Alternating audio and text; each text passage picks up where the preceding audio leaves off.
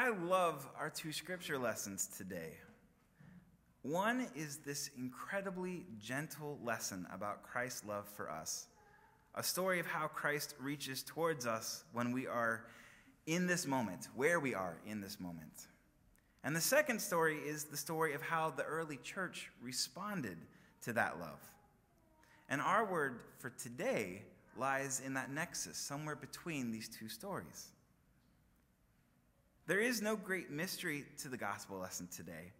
After weeks of ratcheting tension, after weeks of symbolism and all kinds of things going on beneath the surface, this is a very straightforward story. And there's nothing startling that exegetical work on my part, all that research and digging and parsing, can really bring to it. This is the story of doubting Thomas. It is one of the most honest and human stories of the gospel. Thomas is, of course, one of that innermost circle of people who has traveled with Jesus throughout his ministry.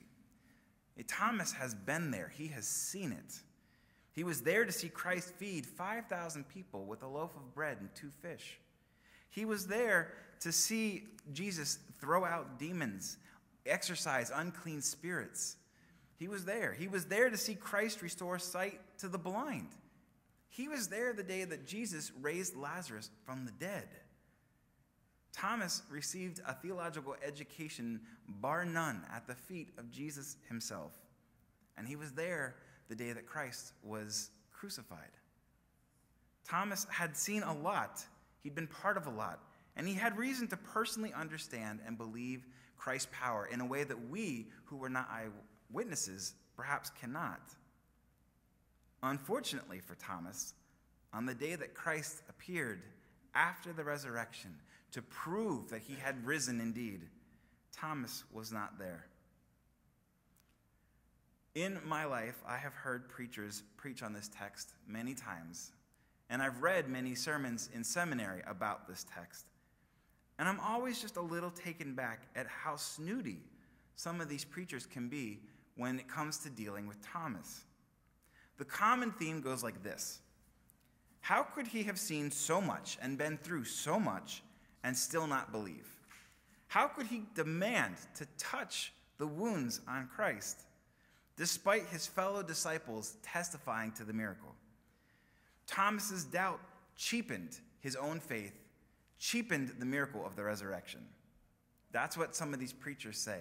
And I have to tell you that I take exception with some of these preachers. I think he was just being honest. And isn't that something valuable? Isn't that something really human for us to doubt? Sometimes we humans just have to touch something to understand it. It's the way that we're wired. Amelia and I don't have children, but I have been told that for many women, the sense of being a mother often begins sometime into the pregnancy, but well before the birth. This sense of love for the child and the reality of the situation. But for many men, the sense of being a father and of loving that child really clicks and sinks in when the newborn is put into their arms. Now, does that cheapen the miracle of the birth?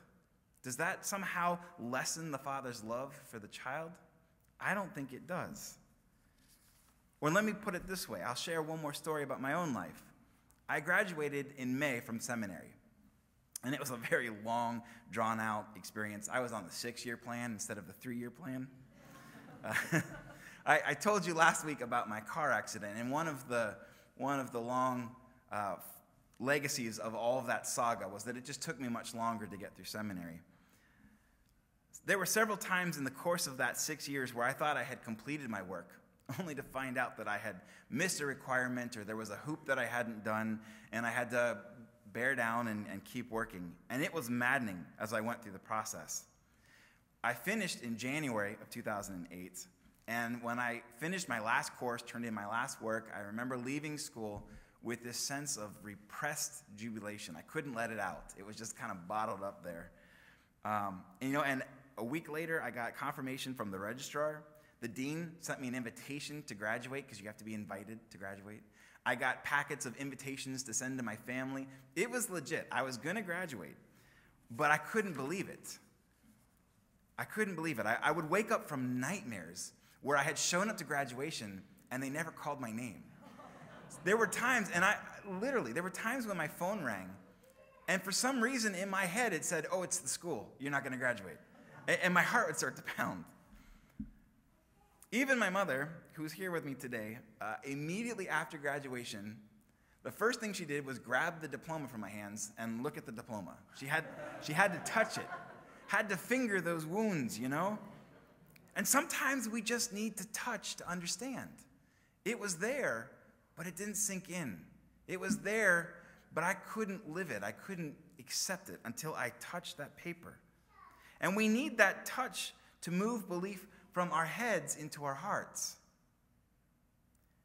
Thomas was very human in that moment of revelation in the gospel. He was very honest, and he was willing to ask for what he needed, which is something that many of us struggle to do on a daily basis. It was something that, quite contrary to those that would say it cheapened his faith, it deepened his faith, because by asking, by having that doubt, Christ reached out to him and allowed him to believe deeper. Christ met him where he was, not where some might wish him to be. And isn't that our story as the people of God today? Some of us may not need to touch those wounds, may not need to finger the nail marks. And for those of you who don't need that, I say congratulations. That's wonderful. That is a real hallmark of your faith and how you have disciplined that faith over the years. But I know that often I am playing the role of Thomas and need to touch. And I've spoken with many people this last week, and I know that for some of you, seeing this church filled last week was a wake-up call. Sure, Easter always packs in people, families that are visiting, people looking for a church. You know, Easter's always the biggest attendance day, except maybe Christmas Eve. And we won't see many of our visitors again until Christmas Eve. I'm up front, I acknowledge that. However, on the day that we gathered to celebrate Christ's resurrection and miracle, for some here today, that packed crowd was as good as Christ coming in the flesh and offering up wounds. It was something tangible. It was touchable. We could feel the energy. We could feel what it would be like to fill this place, to breathe new life. And while for many of you here who have worked so hard for so many years and know that so much progress has been made, wasn't it nice to touch the crowd?